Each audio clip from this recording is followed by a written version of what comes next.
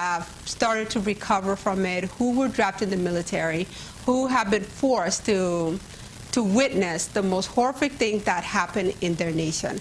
So we have our guest here today, Wadar.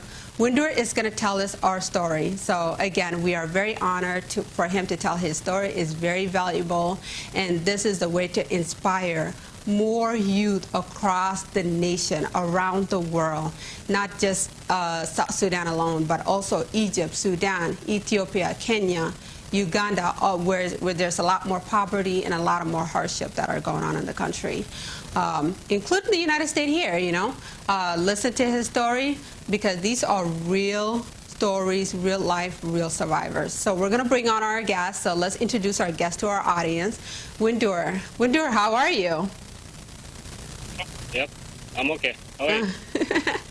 We're so glad to have you on. Thank you for coming on. So now I'm going to let you introduce yourself. So go ahead and introduce yourself to the audience. Okay. Hello, everyone. Happy New Year. I hope this year will be a year of achievement and progress to all African countries. Amen. Who are still suffering from poverty and these tribal wars. Yeah, my name is Wadar. I'm from Nuer, from Bentiu. I have been in Juba since 2010 until this incident happened in December 2013. Wow. So if you've lived through it all, you've witnessed everything that happened there in South Sudan, including Bentiu, which is the last massacre we heard recently. And it was very devastated. It went all over social media. Many people were very sad and devastated about it, hearing some of their stories. So explain to us, starting back to what happened in South Sudan, how did the war affect your life? What did you see and what did you witness? Okay, it's a good question. First of all, this incident happened in 2013. I was in Juba. I lived there, so yeah. But it was like a political issue. It was like a disagreement in the government, in the regime. So then that day on 2013, 15 December. It just happened like even I wasn't aware what is happening exactly, but it seems things changed from a political issue. It become like this tribal war that is caused by the leaders of our country, and yeah, we heard that, you know, after there was a coup attempt by Riek Machar, which he denied later, and then deported the SPLM liberation movement, and then soon after that the genocide started. Was that how it went down? Okay, yeah, it was like a political issue. So we're all citizens, but we are not involved in these issues for like these political issues. But when this war broke out on that day, we were just living in peace and in harmony. Wow. But after that, yeah, it just happened, and we didn't know where to go. So it was a surprise. Nobody expected it. Yes, no one is expecting that it will happen. So we just ran to UN, United Nations camps in Juba. There is a camp there near the airport in Tongpeng. We stayed there, but few on the second day, we just hear calls. We just receive calls from families and friends who are in other states. This incident become like a tribal war between tribes. Wow. Just like that. Wow. So how were you guys be able to escape to the United Nations compound? Give us a little bit more detail how that process took place. yes, we are just running to save our life because it's the only place to run. Yeah, because Wow. the clashes are everywhere. People are just finding soldiers in the streets, and it's safe there. Wow. Safe there. Then so we went there with all families, and And how safe was it in the United Nations compound? Were you guys safe enough to stay there for a little while, or did any problem erupt in the compound? no, actually we are not safe because we are targeted. We are the tribe which are targeted by the government. With the Nuer people, we are the target. You can't speak in Nuer language. You can't move freely in the street. Even the neighbors, if you find the neighbors, you just find them the other day, they change their behavior. Really? Yep, yeah. So you couldn't be yourself. You had to change your identity in order to survive. Yes, you for your life, you don't speak like a Nuer language. You just pretend like you are a Dinka or just other tribes from the other 46 tribes. Wow. I can't imagine how hard it is for the people who only speak Nuer then. Can you repeat the question? Yeah, I can't imagine how hard it was for them. Now, take us back a little bit. What was life like before the genocide took place? Because you mentioned, you guys were in peace and harmony. So what was life like before that? Was everyone getting along? Everything was well? Explain that to us a little bit. Yeah. Before this incident, we were just like one people, South Sudanese. So the word South Sudan is the umbrella. We are not divided. We live together. There was no fear like at all. Oh my God. Yeah, there's no any problem. Those people who are those kids who are in school, they study. Those who just survive, they search for job, and everything was okay. But after this incident, then it's affected the people a lot, because in these clashes, the bullets are everywhere. Wow. But so when the clash happened, would you say it's only the military that is going around killing a certain ethnic people? Yeah, it started like a political issue that Riek Machar attempted to make a coup. This is what we heard. Wow. But after that, for 2 days, they started to search individual houses. They start targeting people at home. At home. They said that they are looking for guns and all these weapons. But if they found you're from Nuer, they just kill you without any mercy. There is no mercy at that day. Yeah. Oh my It was word. heartbreaking. All right. So moving forward, how long did you stay in the compound, and what happened afterwards? Okay, I stayed in the compound for almost 2 years. 2 years. It was difficult. It was difficult for me to move to another country. So these people who flee to the neighboring countries, it was just by chance, by luck. They were lucky to reach there. But Wow. the whole country was in a mess. Yeah. Wow.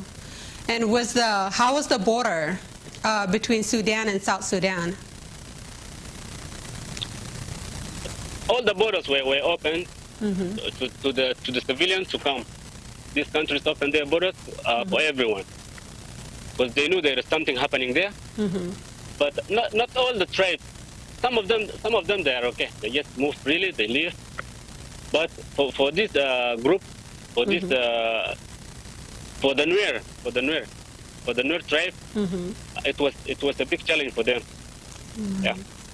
Yeah, because we heard They don't here think Nuer people has been dispersed all over in the neighbor country, including Ethiopia as well, with the long journey of traveling to the neighbor country to find safety and to find peace as well.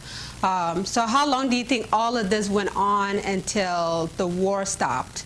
Did the war stop at some point, or people only found peace when they went to the neighbor country? Okay, when things just got clear after this, of course, when we were in the camp, in the compound of, when we were in the United Nations mission in South Sudan, So we're in the camp. We just hear news from outside, like Riek Machar tried to take the power by force. Okay. This is a political issue, so they should not involve those innocent civilians, because some of them, they are not soldiers. They're just normal people living their life. Normal people. Yeah, we stayed in the camp for our safety. Okay. Because out there was not safe. Out there was not safe. Okay. Now give us a little bit more information. What happened in Bentiu? Was that part of the civil war that happened in Juba, or that was a total different problem? Yeah. When it's clear that it's a tribal war, so the same things happen in the other states. Okay. In the 10 states, like in Bentiu, like in Bor, like in Greater Equatoria. The same phenomena. The same phenomena that happened in Juba, it happened there too. Wow. So the hate just kind of spread out throughout the country. Yeah. Yes. The country was in a mess up. Like everyone is just looking for safety. Yeah. So the citizen just stayed in the camp. Not all South Sudanese people who are living in the camp. The first days, all South Sudanese they were inside the camp because they want just to be safe. But after it's clear that it's a tribal war, those people who are not near, they just go outside. They just go outside and live their normal life like nothing happened. But for the newer who are the targets, it's difficult for them to stay outside the camp. Wow. In all states, the same phenomenon that happened in Juba, it happened there too. Well, thank you so much for giving us inside story of what happened there during the genocide. But now let's move on to how were you able to find peace in Sudan? Do you feel like you have peace there, and how has your life changed since then? So give us a little bit story of how you escaped to Sudan and how you managed to stay there until now. Okay, I stayed in the camp for almost 2 years. After that, I managed to contact the family here in Sudan, because I was with my sister there in Juba. But the entire family was here in Sudan. My mom and my elder brother. So I was keeping touch with them through calls, and they just asked me how are you in Juba? Are you still in the camp? I told them yes, I'm still alive, and thank God, still alive. So that's good. Now. You had communication with them. Yes. I spent the 2 years struggling there. We tried to do some stuff in the camp. We tried to get few jobs like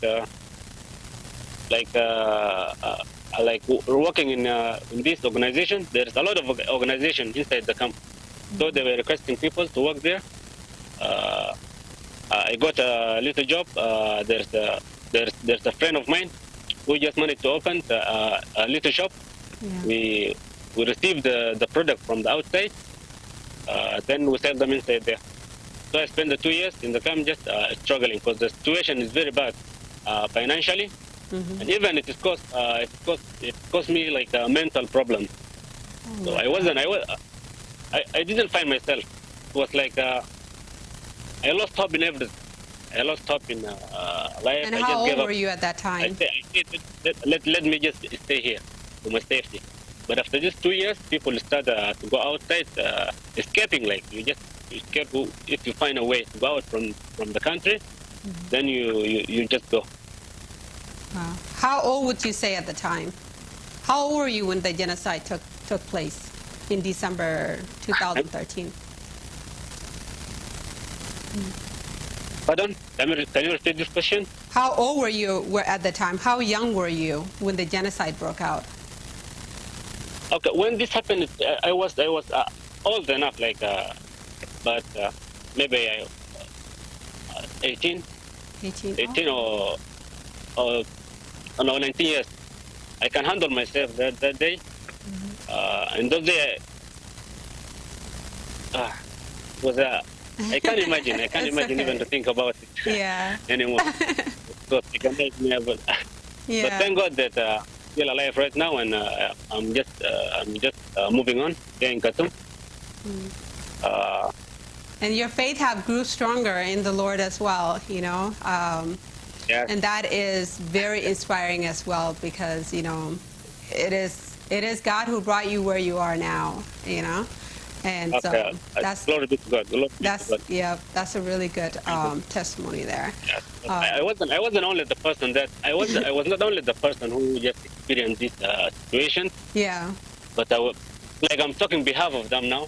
yeah, But some of them face the same situation that that I was in. They're struggling too. They wanted just to escape from this country, and they want to move on. wow. So tell us a little bit about, you know, what these children went through. How was it for the children that were in the compound or that was drafted? Did that happen because In Juba, yeah, in Juba, it was a little bit. It was a little bit good, but in the other states, this army, they just started to recruit or to join this kid by force to the army. yeah. Yeah. And Without their willing. how young? What's the they youngest can't- age that ever been recruited? Yeah, from nine. Imagine from 9 age and above. If you can just hold the gun, you have the power to hold the gun, then you are already soldier. There is no training. It's like just that this kid becomes like a gun machine. Like I can't imagine. Yeah, I can't imagine. At age 9, that's still a baby. Yeah, they're still very young. yes, Whew, that's a lot there.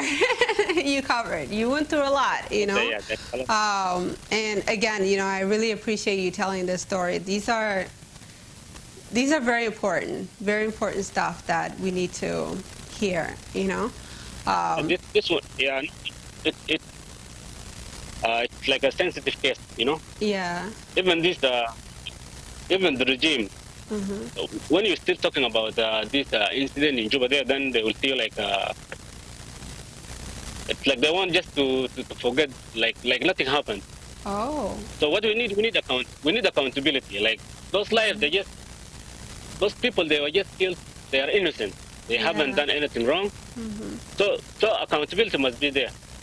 That is correct. That is very correct. And I mean, it's not going to disappear. It's not just going to disappear. People will have to eventually figure out how to move forward from it, you know?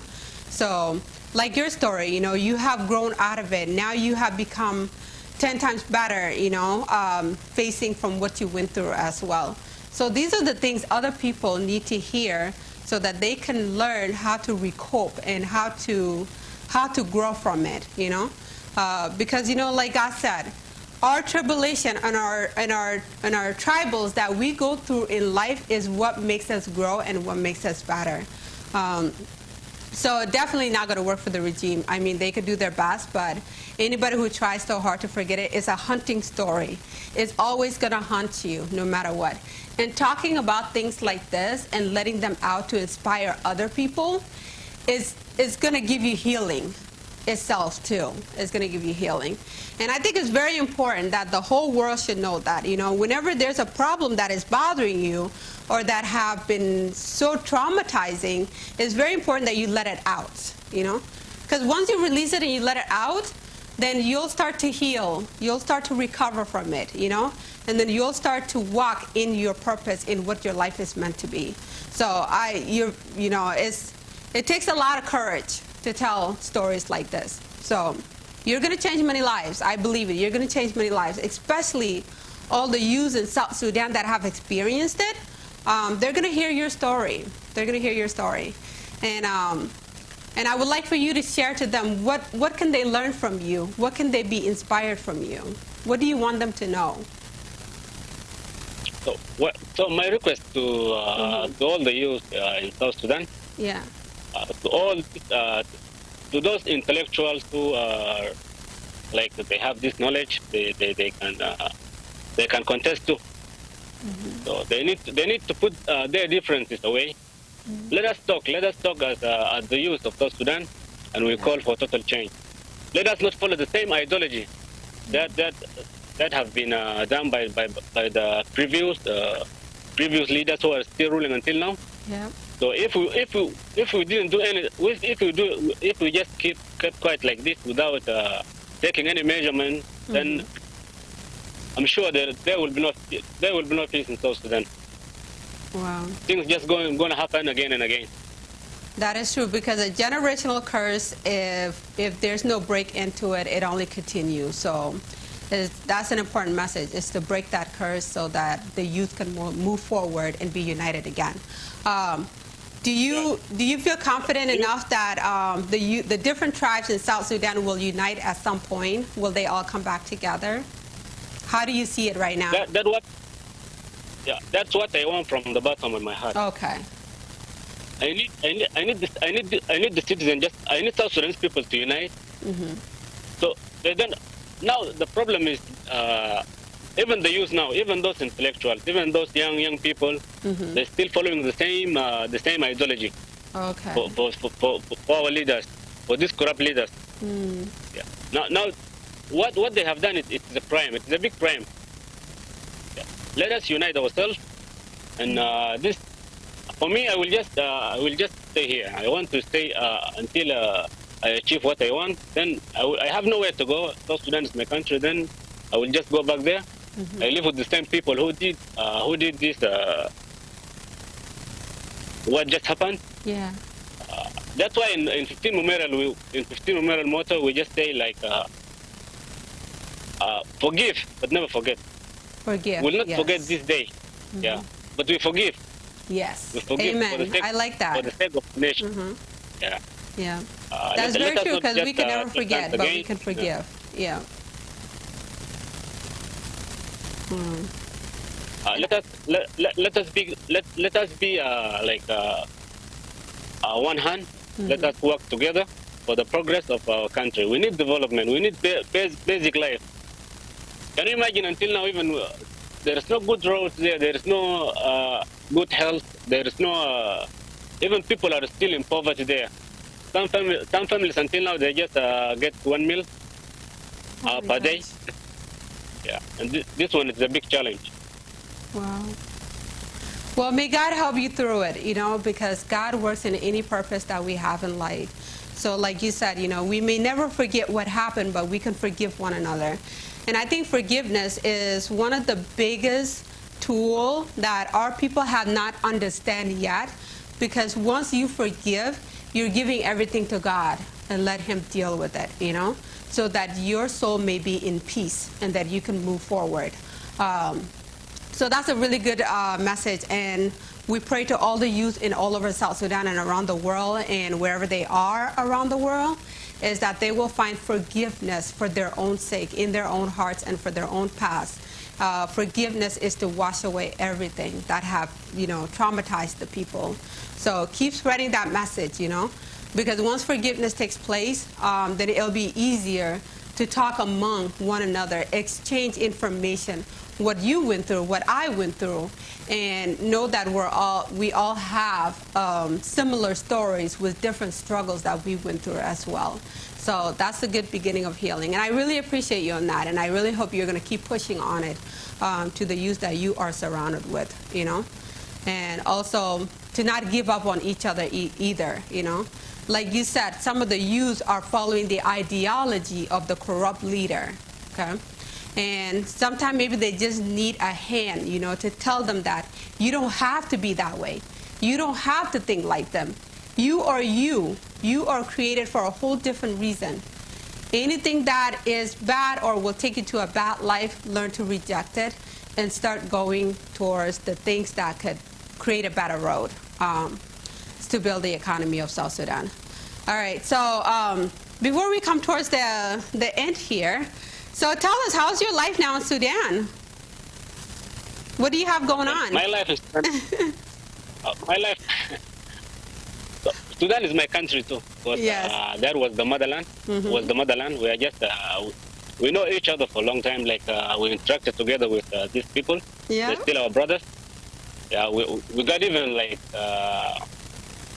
Our nephews here are still in Sudan. Like we interacted with them like, in marriage and many things. Yeah. Because it was a one nation before the separation. Yeah, but my life here in Sudan now is perfect.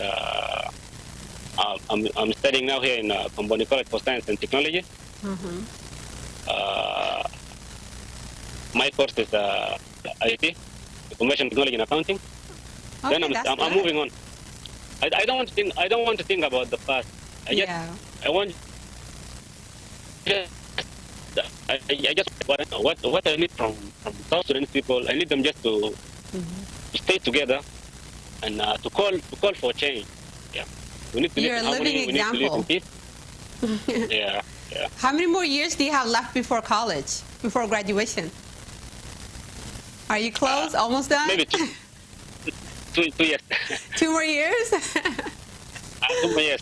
And hard work pays off. You're still grinding on it, so that's good. That's very good. All right. Well, now we're going to go to the last thing I asked everybody.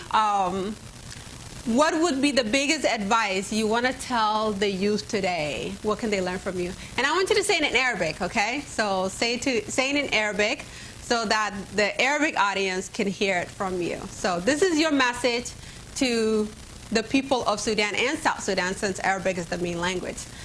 So what's your message? اوكي انا حاليا بشكر الشباب اللي هم شغالين في نفس البرنامج اللي هم شغالين برضه من اجل التغيير.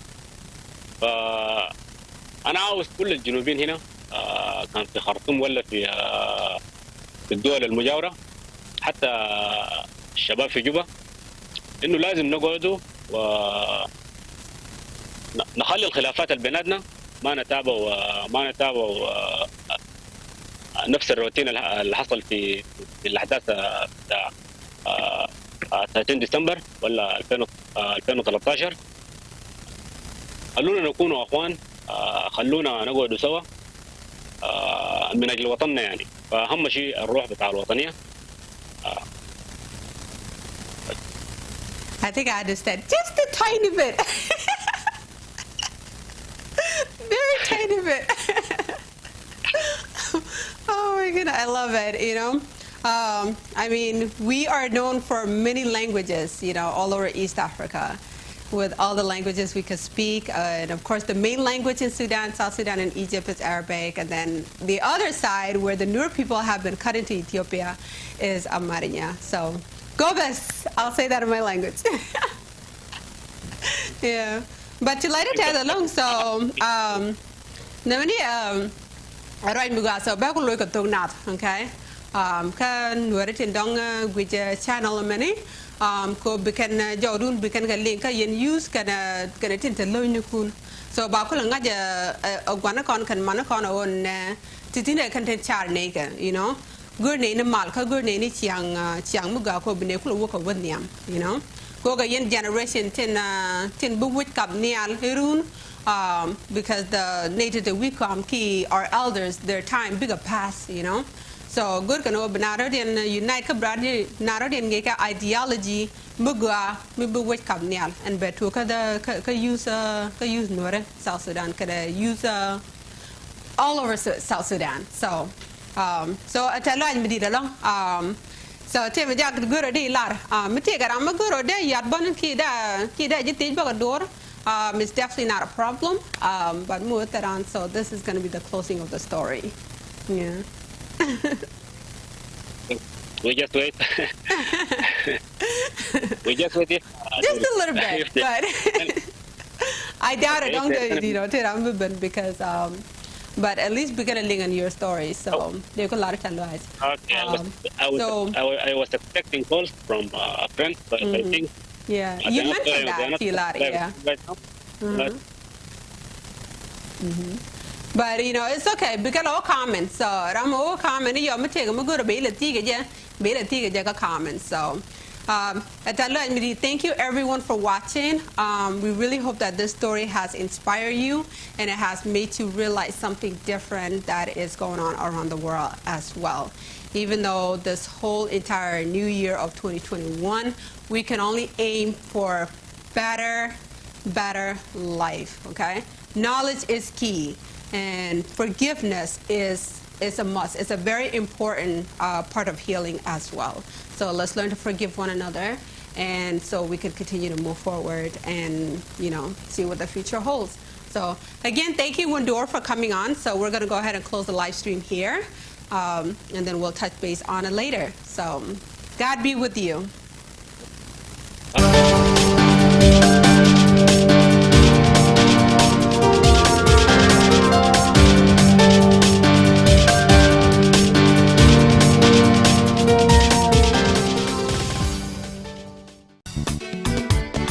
Du nouveau à Minneapolis, Tempo Afrique Travel. Vous voulez voyager? Achetez vos billets d'avion à l'agent de voyage Tempo Afrique Travel. Avec l'agent de voyage Tempo Afrique Travel, pas de problème de connexion, pas de problème de transfert de vol. Avec l'agent de voyage Tempo Afrique Travel, c'est le voyage en toute tranquillité, en toute beauté, de votre maison jusqu'à votre destination. Votre satisfaction est notre plaisir.